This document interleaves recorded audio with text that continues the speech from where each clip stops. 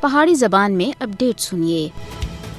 بھارتی حکومت اور استا گودی میڈیا یہ دعویٰ کر رہا ہے کہ مقبوضہ جموں کشمیر میں حالات بالکل ٹھیک ہیں، لیکن حقیقت اس کے بالکل برعکس ہے۔ مقبوضہ جموں کشمیر میں روزانہ قتل و غارت گری، ماورائے عدالت قتل، گرفتاریاں، تشدد، جائیداد و املاک کی تباہی اور ضبطی مودی حکومت دے معمول دے جھوٹے اور بے بنیاد دعوے کو پوری دنیا دے سامنے بے نقاب کر کے دیا ہے۔ مقبوضہ جموں کشمیر دے مچھل کپواڑہ، سوپر کرہامہ، پنزر اور کیسری رجوری وچ حال ہی وچ بھارتی فوجیاں دے ہاتھوں 6 کشمیری نوجوانوں کو شہید کیتا گیا ہے۔ یہ معمول دے حالات دسے جا رہے ہیں۔ بھارتی حکومت سن مقبوضہ جموں کشمیر وچ اپنے شفاقانہ اور جابرانہ اقدامات کے ذریعے پھٹن دا ماحول پیدا کر کے دا ہے۔ مقبوضہ جموں کشمیر وچ معمول دی واپسی دے بھارتی دعوے ایک ظالمانہ ماحول دے علاوہ اور کچھ بھی نہیں ہے۔ کشمیر وچ معمول دے بھارتی جھوٹے پروپیگنڈے دا مقصد دنیا کو گمراہ کرنا اور دنیا دی اکھاں وچ مٹی سٹنے دے مترادف ہے۔ مودی اور اس دے مددگاروں کو یاد رکھنا چاہیے کہ مسئلہ کشمیر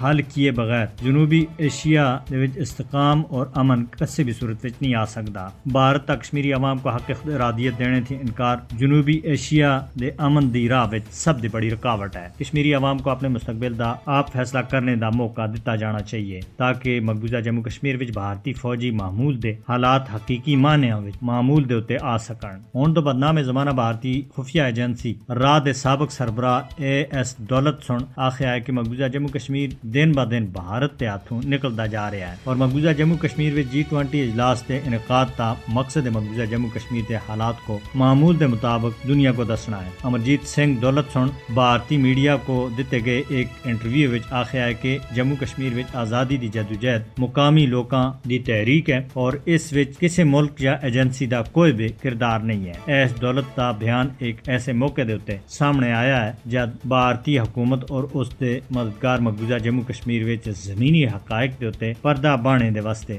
G20 اجلاس منعقد کر کے دنیا دی اکھاں وچ مٹی سٹنے دی ناکام کوشش کر رہے ہیں۔